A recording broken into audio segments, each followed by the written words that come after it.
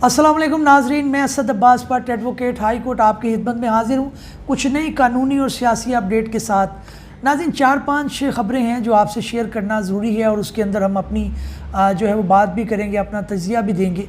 नाज़रीन, एक तो ये है कि एक मुलाकात हुई है ऑनरेबल प्रेसिडेंट आरिफ अलवी साहब की DGISI के साथ, और दो तरह की खबरें हैं। एक तो ये कहना है कि जनाब कुछ मामला तय पा गए हैं, हुशाइन मुलाकात रही है, जबकि कुछ का कहना ये है कि इब्तदाई मुलाकात थी, इसके अंदर अभी कुछ चीज़ें उस तरह से फाइनलाइज नहीं हुई, बस जो है वो एक रस्मी मुलाकात थी। दूसरी खबर ये है कि इमरान खान साहब की जो साइफ़र केस के मुतल्लिक ज़मानत थी उसकी हेयरिंग हुई है इन कैमरा जो है अटक जेल के अंदर, और हमारे ऑनरेबल जज जस्टिस अबुल हसनात जुल्करनैन ने उसकी हेयरिंग की है। क्या गुफ्तगू हुई, क्या मुकालमा हुआ, क्या आर्गूमेंट जो है वो दिए गए दोनों जानिब से, उसको डिस्कस करेंगे। और तीसरी ये कि इमरान खान ने इंटरनेशनल कोर्ट ऑफ जस्टिस को जो है वो उसके अंदर दरवाज़ा खटखटाने की जो है वो शुनीद दे दी है, और उसके अंदर एक डाउटी स्ट्रीट चैम्बर्स है लंदन का, उसके बहुत मशहूर और रिनाउंड लॉयर हैं जो है जॉर्फी रॉबर्टसन, उनको उन्होंने एंगेज कर लिया है। जबकि उन्होंने ट्वीट के अंदर ये कहा कि जनाब फॉर्मर प्राइम मिनिस्टर ने हमें एंगेज कर लिया है अपने मामलात को लेकर, जिसके अंदर वो ह्यूमन राइट की वायलेशन और दूसरी चीज़ों को इंटरनेशनल कोर्ट्स के अंदर उठाने की बात कर रहे हैं। इसके ऊपर भी बात करेंगे। और इसके अलावा ज़मानत हो गई है जो आपको पता है ईमान मिज़ारी, उनकी जो है दहशतगर्दी कोर्ट ने ज़मानत ले ली है, कुछ मचलके उनको जमा कराने के लिए कहा गया, उस पर बात करेंगे। और चौथा ये कि परवेज़ इलाही की अहलिया ने हस्बे बेजा की पटिशन ऑनरेबल हाई कोर्ट के आगे दायर कर दी है। उनका कहना यह है कि ज़मानत के बावजूद उनको फिर नज़रबंदी में जो है वो रखा गया है, 3 MPO के तहत उनको गिरफ़्तार कर लिया गया है।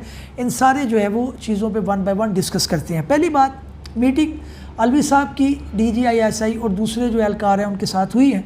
इसके अंदर देखें, जो मीटिंग है वो होनी चाहिए, मेरा अपना ज़ाती व्यू ये है कि बात जब तक आगे चलेगी नहीं, मामलात हल नहीं होंगे, वो कोई भी पार्टी हो, वो चाहे इस टाइम इमरान खान साहब ज़ेर हिरासत हैं वो हों, या नवाज़ शरीफ साहब हों, या कोई भी लोग हों, बातचीत का अमल जारी रहना चाहिए। हर स्टेक होल्डर, हर पॉलिटिकल वर्कर, हर पॉलिटिकल पार्टी जो है उसका जो है वो एक बयानिया सफ़ाई मिसल पर आना चाहिए, रिकॉर्ड पे आना चाहिए।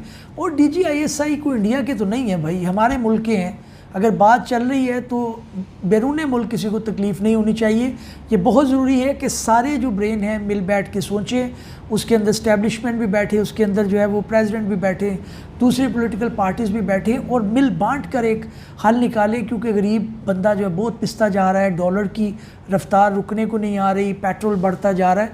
तो सारे मामलात को जब तक आप एक खुशाइन तरीके से नहीं आगे लेके चलते, अगर इदारों के दरमियान कन्फ्रंटेशन होती है तो मुल्क आगे नहीं बढ़ता। आप ये मत सोचें कि उसने उसको गिरा दिया, उसने उसको चित कर दिया। भाई ये कोई रेसलिंग नहीं हो रही, ये इतनी करोड़ों वाम का मुल्क है, इसको देख के चलना पड़ेगा। ये एक घर के फ़र्द हैं, इन्हीं को बैठ के मामलात को ठीक करने। तो अगर इब्तदाई मुलाकात भी है तो फर्दर भी होनी चाहिए ताकि मामलात बेहतर हों और इलेक्शन की तरफ जाया जाए, या जो है वो मामलात के जो इकनॉमिक कंडीशन है उसको बेहतर किया जाए। दूसरी बात, इमरान खान साहब की जो ज़मानत है वो जैसा कि मैंने आपको बताया, इसके अंदर रिपोर्ट भी हो रहा है। साइफ़र, आपको पता है तोशाखाना केस के अंदर उनकी ज़मानत हो चुकी है, अब साइफ़र के अंदर उनकी ज़मानत बाकी है। ये इन कैमरा प्रोसीडिंग हो रही है, यानी किसी को देखने की इजाज़त नहीं है। एक आम कोर्ट के अंदर होती है तो लॉयर भी चले जाते हैं, मीडिया भी चला जाता है, आम लोग भी जाकर उसके अंदर सुन सकते हैं। लेकिन इन कैमरा प्रोसीडिंग जब होती है तो वो उसके अंदर किसी को अलाउड नहीं होता, कोई इरेलीवेंट बंदा उसके अंदर नहीं जा सकता। ये जो है ये अटक जेल के अंदर समाअत हुई है, और इसके अंदर जो कहा जा रहा है वो यही है कि ज़राए के मुताबिक जज अबुल हसनात जुल्करनैन ने अदालत में चेयरमैन PTI की दरख्वास्त ज़मानत पर इन कैमरा समाअत की है। ज़राए के मुताबिक चेयरमैन PTI के वकला की जानिब से दरख्वास्त ज़मानत पर दलाइल सुनने की इस्तदा की गई, जबकि स्पेशल प्रोसिक्यूटर की जानिब से आज दरख्वास्त ज़मानत पर दलाइल सुनने की मुखालफत की गई। इसके अलावा चेयरमैन PTI के वकील बाबर वान और सलमान सफदर ने दरख्वास्त ज़मानत पर दलाइल दिए। ज़राए के मुताबिक वकील सफ़ाई सलमान सफदर ने कहा कि चेयरमैन PTI के वकला के लिए अटक जेल में रुकावट पैदा ना की जाए। अटक जेल में जब भी गए तो वकला को 1.5 किलोमीटर पैदल चलना पड़ा। ये एक इम्पॉर्टेंट बात है। देखिए, कोर्ट के अंदर अगर आपने हियरिंग नहीं भी रखी, जहाँ पे भी रखी है वहाँ पे लॉयर को फैसिलिटेट करें, उनका तो ये काम है। हमने मुलजिम को भी रिप्रेजेंट करना है, उसके अंदर मुस्तगीस को भी करना है, जो कंप्लेनेंट है उसको भी करना है। ये तो लॉयर्स का काम है। आप देखें कि ख्वाजा हारिस साहब माजी के अंदर नवाज शरीफ को करते रहे, आज वो पीटीआई के भी लॉयर थे, कल वो पीपल्स पार्टी के भी होंगे। इसी तरह से जो है वो खोसा साहब जो हैं, लतीफ़ खोसा साहब, वो भी डिफरेंट पार्टी के लॉयर्स हैं, इदारों के भी लॉयर रहे हैं। तो लॉयर्स को फैसिलिटेट करना चाहिए, भाई हमारा काम है, हमने करना है, आप हमें अपना काम करने दें। फैसला करना अदालत का काम है, बंदे को ज़मानत दे ना दे उसके अंदर कोई आर्गूमेंट नहीं है, लेकिन जो सफाई का राइट है, जो एक वकील सफाई का काम है, वो उनको करने देना चाहिए। इसके अलावा प्रोसिक्यूटर ने पीटीआई के लीगल टीम की जानिब से इस्लामाबाद हाई कोर्ट में दायर दरख्वास्त पर एतराज़ उठाया। ज़राए के मुताबिक सलमान सफदर ने कहा कि अटक जेल में ट्रायल के ख़िलाफ़ दरख्वास्त दायर है। ये मैं आपको बता चुका हूँ प्रीवियस व्लॉग के अंदर कि अटक जेल के अंदर जो है वो ना हूँ, ये उसके अंदर भी एक जो है दरख्वास्त दायर की हुई है इस्लामाबाद हाई कोर्ट के अंदर, उसकी भी सुनवाई होनी है। बहरहाल इस केस के अंदर अब 4 सितंबर यानी कि मंडे वाले दिन की दोबारा डेट उन्होंने डाल दी है। अब इंशाल्लाह इसके अंदर देखते हैं कि जो भी वो चीज़ इंसाफ के मुताबिक होनी चाहिए। अगली जो इम्पोर्टेंट जिसके ऊपर जो है बड़ी बात हो रही है, बड़ी वायरल हुई है चीज़ कि इमरान खान साहब ने इंटरनेशनल कोर्ट को खटखटा दिया। इसके ऊपर मुस्लिम लीग नून जो है वो 2 बातें कर रही है कि रियासत के ख़िलाफ़ आपने फ़ाइल कर दिया पिटिशन, उसके अलावा आपने वो यहूदी सुमान रुश्दी का लॉयर था उसको आपने कर लिया है। और लॉयर्स का क्या काम है भाई यहाँ पे।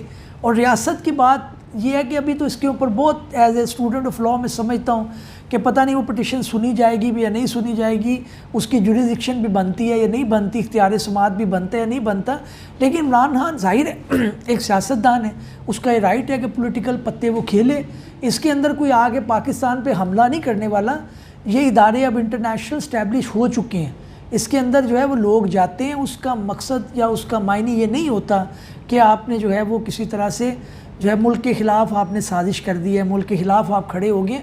एक बंदे को आपने अंदर किया है, 180 मुकदमात कर दिए हैं, वो पॉलिटिकल मूव तो करेगा, पॉलिटिकल मूव है। हालांकि मैं ये समझता हूँ कि इमरान खान साहब को लोकल जो रिलीफ था वो मिल रहा था। इस्लामाबाद हाई कोर्ट ने तोशाखाना केस सज़ा मुअत्तल कर दी। और तोशाखाना केस के अलावा आप देखें कि अभी जो पिटिशन चल रही है साइफ़र केस के अंदर, उसके अंदर भी बेल है, कोर्ट्स रिलीफ दे रही हैं, सुप्रीम कोर्ट ने भी रिलीफ दिया, दूसरी जो लाहौर हाई कोर्ट है वो भी है। एक कानूनी जंग तो आपको लड़ना पड़ती है और लोकली लड़ना चाहिए थी, लेकिन बहरहाल इंटरनेशनल उन्होंने एक प्रेशर बिल्ड किया है गवर्नमेंट के ऊपर, उनके जो मुखालिफिन हैं उनके ऊपर। तो उसका मतलब ये नहीं है कि जनाब वो कोई गद्दार हो गए हैं, फ़लाँ हो गए। एक राइट है, एक होना चाहिए, लेकिन उसके अंदर अभी मुझे नहीं लगता कि वो कोई इस तरह की पिटिशन हो सकेगी। उसके अंदर अभी जुरिडिक्शन का मामला होगा, दूसरी चीज़ें होंगी। अगली जो बात इसके अंदर है कि जनाब जो ईमान मिज़ारी हैं उनकी ज़मानत हो चुकी है अभी, उसके अंदर भी जो है कोर्ट ने उनको इस्लामाबाद की जो इंसदाद दहशतगर्दी अदालत है उन्होंने जो है वो दी है। और ख़बर ये है कि ATC जज अबुल हसनात जुल्करनैन वही हैं ने ईमान मिज़ारी को 10,000 रुपये की ज़मानती मचलकों के इवज़ ज़मानत मंजूर कर ली है। और ईमान मिज़ारी के ख़िलाफ़ थाना 12 को में दहशतगर्दी दफ़ात के तहत मुकदमा दर्ज किया गया था। इसके अलावा भी है, ज़मानत मंजूर हो गई है, हो सकता है 1-2 मुकदमात के अंदर फिर पकड़ा जाए, फिर वो बेल करवाएं। तो कोर्ट्स मैंने ये देखा है कि रिलीफ दे रही हैं। और उसके अंदर अब ये हुकूमत वक्त की जो है हट दर्मी है कि उसको इम्प्लीमेंट नहीं कर रही। इसकी वजह से लाकानूनियत का प्रचार हो रहा है, लेकिन मीडिया भी इसको रिपोर्ट कर रहा है, सोशल मीडिया भी कर रहा है। तो अभी मामला कोई इस तरह के नहीं है कि आप कहें कि जनाब इसके अंदर बिल्कुल कोई ऐसी बात हो गई है। जाहिर है जब PTI थी उन्होंने भी पॉलिटिकली विक्टिमाइजेशन की, उसके ऊपर भी एलिगेशन है। अब ये लोग आए हैं, ये भी अपना मामला कर रहे थे PDM वाले, अब निगरान गवर्नमेंट आई, उसी का तसलसल है, एलर्ज किया जा रहा है। तो ये बहरहाल चीज़ें आपकी चलती हैं, लेकिन मेरा ये मानना है कि कोर्ट रिलीफ दे रही हैं, कोर्ट ज़ाब्ते के मुताबिक चल रही हैं, उसके अंदर ही मामलात को देखना चाहिए। अगली जो खबर है जी, परवेज़ इलाही साहब जो हैं उनकी मिसिस ने एक पिटिशन फ़ाइल कर दी है, जिसके अंदर उन्होंने कहा है कि जनाब कोर्ट के ऑर्डर के बावजूद जो है वो उनके जो हस्बैंड है उनको हब्ज़े बेजा में रखा हुआ है और उसकी हिबियस की उन्होंने पिटिशन फ़ाइल कर दी है। इसके अंदर जैसे येस्टरडे भी मैंने कल गुजारिश की थी कि जनाब हुआ ये है कि लाहौर हाई कोर्ट ने जब डायरेक्शन दी कि जनाब इनको घर तक छोड़ कर आया जाए, तो इस्लामाबाद पुलिस ने 3 MPU के तहत इनको जो है वो हिरासत में ले लिया। लेकिन कोर्ट का ऑर्डर बड़ा क्लियर था, ये उसकी वायलेशन है। उन्होंने कहा था कि किसी भी लॉ, किसी भी एजेंसी, कोई भी अथॉरिटी इनको अरेस्ट ना करे, लेकिन इसके बावजूद उसकी खिलाफवर्जी हुई है। उन्होंने कंटेम्प्ट की पिटिशन फाइल की है और उसकी ख़बर ये है कि दरख्वास्त में निगरान हुकूमत Punjab, chief secretary, IG Punjab समेत दीगर को फरीक बनाया गया है। PTI सदर की अहलिया की जानिब से दरख्वास्त में मौक़िफ़ अपनाया गया कि परवेज़ इलाही को गैर कानूनी तौर पर गिरफ़्तार किया गया है। दरख्वास्त में कहा गया है कि हाई कोर्ट ने परवेज़ इलाही को नज़र बंद करने से रोक दिया था। वाज़ेह रहे कि परवेज़ इलाही को लाहौर से इस्लामाबाद पुलिस ने 3 MPU के तहत गिरफ़्तार किया है। इस्लामाबाद पुलिस का कहना था कि परवेज़ इलाही को डिस्ट्रिक्ट मैजिस्ट्रेट के हुक्म पर 3 MPU के तहत गिरफ़्तार किया गया। अब यह भी देखना पड़ेगा कि डिस्ट्रिक्ट मैजिस्ट्रेट जो है उनका क्या ऑर्डर था।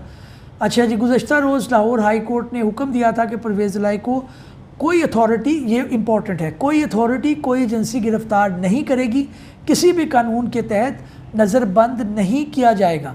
अब ये एक क्लियर कट वायलेशन नज़र आ रही है, इसके ऊपर कंटेम्प्ट भी होगी, दूसरे मामला भी होंगे। अब ये मंडे वाले दिन समाअत के लिए गालबन जो है वो इसको फ़िक्स किया गया है और देखा जाएगा कि कोर्ट इसके ऊपर किस तरह से करती है। बहरहाल कोर्ट्स अगर कायम हैं, अदालतें अगर काम कर रही हैं, तो पाकिस्तान जिंदाबाद रहेगा और पाकिस्तान जो है पाइंदाबाद रहेगा। नाज़रीन, इस उम्मीद के साथ कि हमारी ये काविश आपको पसंद आई होगी। किसी नए भी लोग में किसी नई कानूनी, आइनी या फिर सियासी गुफ्तगू के साथ हाज़िर खिदमत होंगे। तब तक के लिए इजाज़त दीजिए। अल्लाह हाफ़िज़।